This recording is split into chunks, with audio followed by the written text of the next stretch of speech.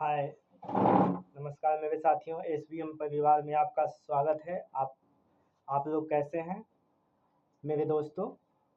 आशा है कि आप लोग बहुत अच्छे होंगे, मस्त होंगे, है ना। तो हम लोग आज पढ़ेंगे न्यूटन गति के नियम। न्यूटन गति के नियम न्यूटन गति के नियम सन 1687 ईस्वी में 1687 ईस्वी में न्यूटन ने निम्नलिखित 3 नियम दिया था।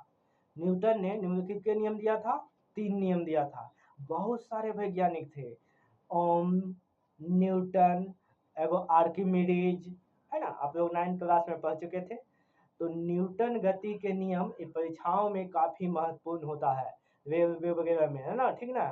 तो इसके बारे में समझेंगे। तो न्यूटन गति के प्रथम नियम के वो इन्होंने दिए, 3 नियम दिए थे।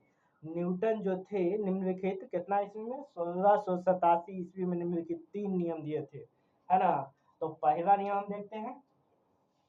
पहला नियम, जब तक कोई वस्तु पर वायु बल नहीं लगाया जाए यदि वस्तु स्थिर है तो स्थिर रहेगी,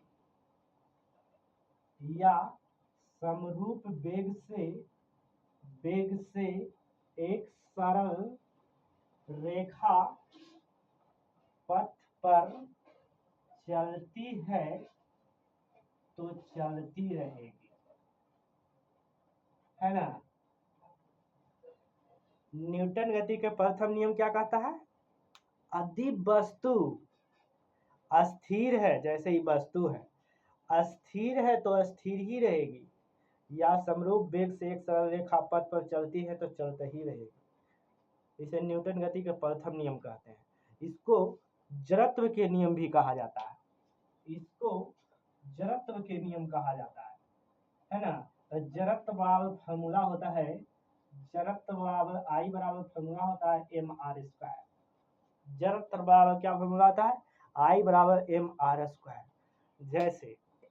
जैसे आपने बस पर बैठा, बस चल दी, जा रही पूरी गति से, आप सोए हुए, गर्मी का मौसम है, अचानक रोड पर एक बच्चा या कोई जंतु, जैसे बकरी का बच्चा, कुत्ता, कुछ भी आ गया, ड्राइवर उसको बचाने के लिए डायरेक्ट ब्रेक मारा। तो आप ऐसे मन में जा रहे थे, पटाख से ब्रेक मारा तो आगे और माथा पर खटाक। क्यों ऐसे चलाता है ड्राइवर? क्यों नहीं देंगे पैसा, नहीं देंगे, यह करेंगे। तो न्यूटन गति का नियम हुआ, दूसरा नियम हुआ। आपने देखे होंगे कि चलती ट्रेन में अब आप उतर जाइएगा, कुछ धीरे है तो उसके वेग से आपको कुछ दूर चलना पड़ेगा, नहीं तो सोचिएगा कि गेट से उतर के जो खड़ा रहे तब पटाख से गिर के माथा इतना को फूल जाएगा, है ना, ऐसे फूल जाएगा। तो इस प्रकार से न्यूटन गति का प्रथम नियम होता है। तो आपने आओ देखो, इसका उदाहरण है। उदाहरण, कांच पर जब मारेंगे, कांच पर पत्थर से मारते हैं, पत्थर से मारने पर टुकड़ा हो जाएगा। कांच पर जब पत्थर से मारिएगा ना तो टुकड़ा हो जाएगा। क्या हो जाएगा? टुकड़ा हो जाएगा। लेकिन बंदूक से मारिएगा ना, बंदूक से मारने पर जानते हैं क्या होगा? मारने पर उसमें छिद्र होगा। उसमें क्या होगा? छिद्र होगा। उसमें क्या होगा? छिद्र होगा। और देखे होंगे, दरी, कंबल को डंडा से ऐसे पीटिएगा तो उसमें धूल कर निकल के बाहर होगा, जलत है ना। न्यूटन गति के प्रथम नियम से, ठीक ना। और दूसरा नियम क्या कहता है? दूसरा नियम क्या कहता है? संवेग दूसरा नियम क्या कहता है जानते हैं? जैसे कोई वस्तु है, उस पर संवेग परिवर्तन की दर, किसी वस्तु पर संवेग परिवर्तन की दर। दूसरा नियम क्या कहता है? दूसरा नियम, संवेग परिवर्तन का दर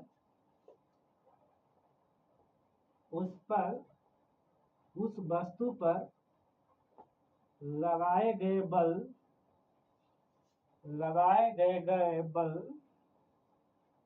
बल के समानुपाती होता है। संवेग परिवर्तन का दर उस पर लगाए गए बल के क्या होता है, समानुपाती। तो इस पर समानुपाती होता है, ठीक ना। इसमें ध्यान दीजिए, एफ समानुपाती mu माइनस mv बटे टी। एफ समानुपाती, एम कॉमन ले लीजिए, तो यू माइनस वी बटे टी। एफ बराबर के into M into U minus V बटे टी।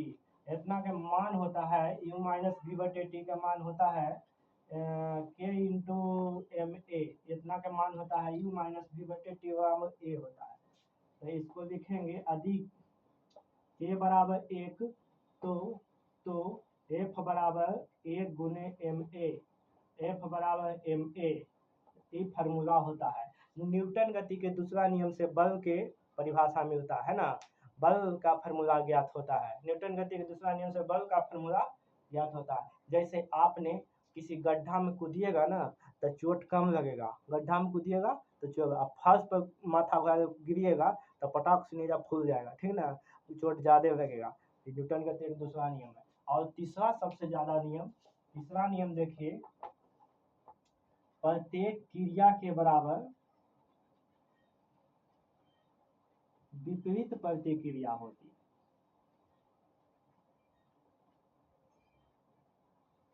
जैसे आपने बंदूक से गोली छोड़ते हैं ऐसे करके, तो प्रत्येक क्रिया और प्रतिक्रिया दोनों झटका मारेगा, तो प्रत्येक क्रिया के बराबर विपरीत प्रतिक्रिया होती है।